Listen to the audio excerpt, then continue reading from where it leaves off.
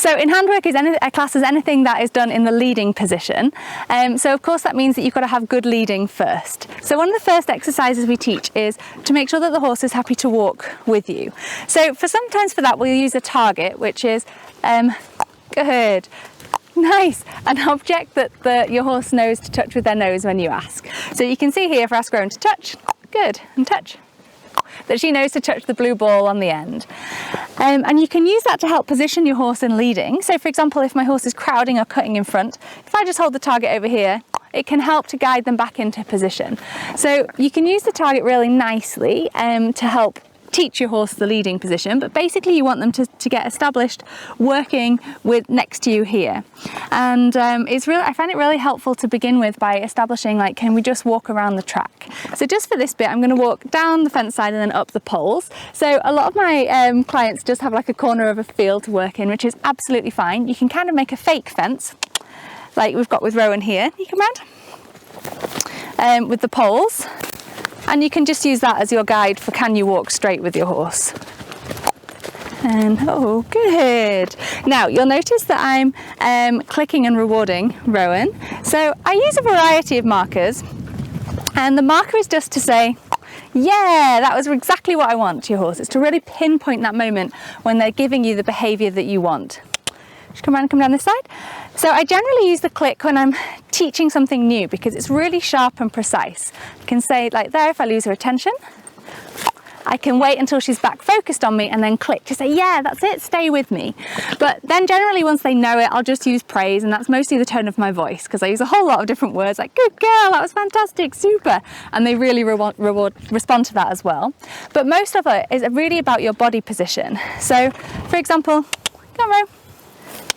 Yeah, I know the delicious grass. Rowan. Rowan. Come on. Good girl. So it's mostly about your body position. So when you're leading, it's really good to think about, can you walk in sync with your horse? So just finding your horse's natural pace, good, steady. And then can you walk with them? And ho. And stop next to each other as well. And that moving in sync is really starts to key into some of the ways that horses naturally move and bond within the herd as they synchronize and mirror their body positions with their particular friends. Nice. And then as I come around, I can curve my body, which just says to Rowan to come with me here. And then breathe, straighten up. Beautiful. So you can see there that as I just straightened up and breathed, that she responded nicely, and I can say, yeah, that was fantastic, and reward her for that.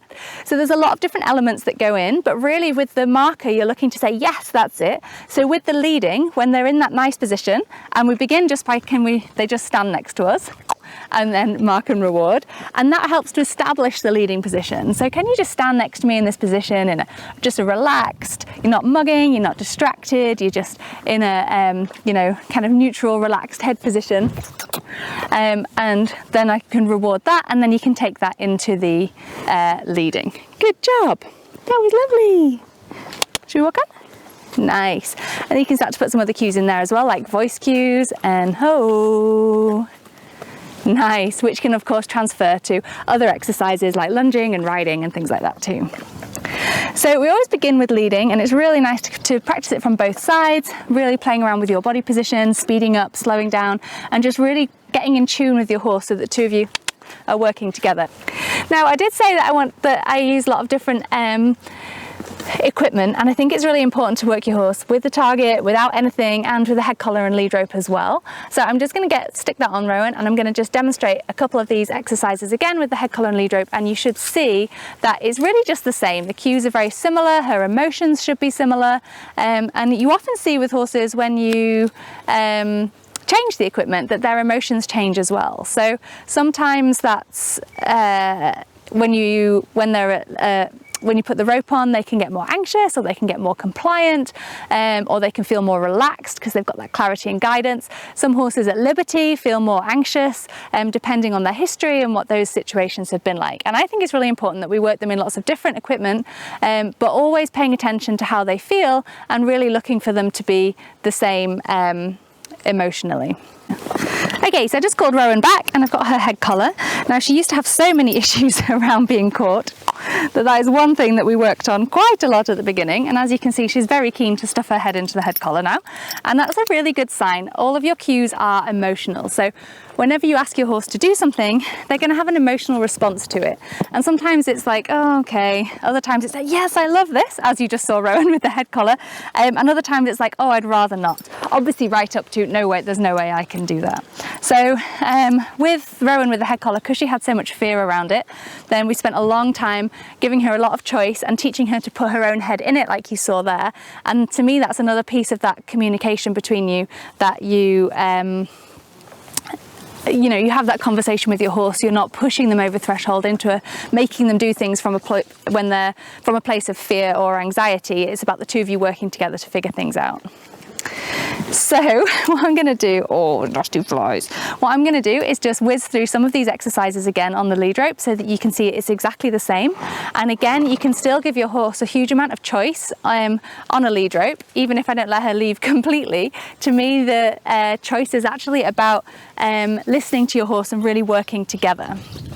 And you can tell, no matter what equipment you're working in, whether your horse is happy to be there or whether they are feeling anxious or, whatever's going on. And it's up to you to respond to that as a trainer.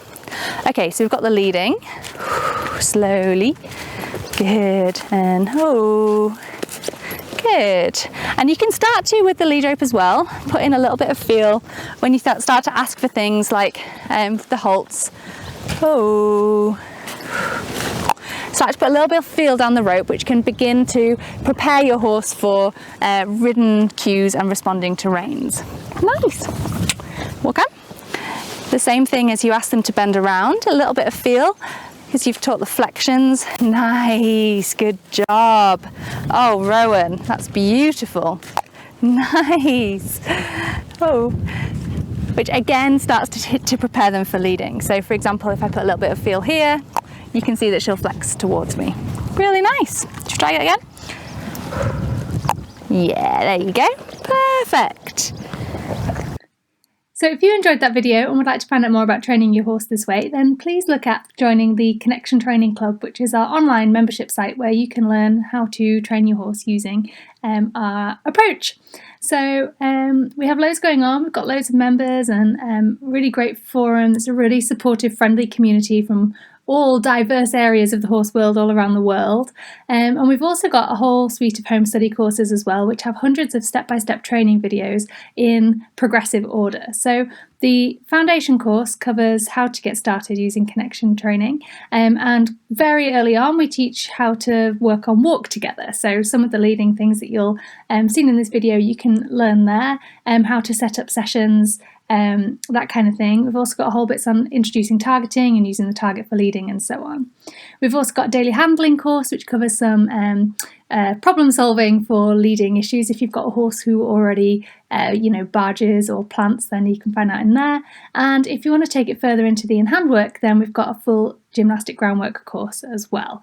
So this looks at the theory of, first of all, of what you're training and why. So even if you've never trained any lateral work or shaped your horse to move in a healthier way before, you'll understand all of that through module 1, and then it goes right into getting started with, you get workbooks and you get to see full sessions unabridged with me training my horses, and then step-by-step videos and all of the different exercises, beginning with leading with connection, which is a little bit of what you've just seen in this video here. And that builds very progressively. You get lesson plans and fun little patterns, which are kind of like on the ground dressage tests, but with obstacles and stuff like that you can follow as well, building right up to lunging and lateral work and that kind of thing. So we've got loads going on there. If you want to find out more, then head over to connectiontraining.com. You can find out more about myself and Rachel, and you can find out more about the CT Club and sign up there too. And you can also head over to Amazon and search for Connection Training, and there you can find out more about our best-selling book, and that has loads of information in it about our philosophy and kind of overarching principles, and it gives you a really good grounding about the way that we approach the training and how connection training works. So thank you very much for watching, and I'll see you online somewhere soon.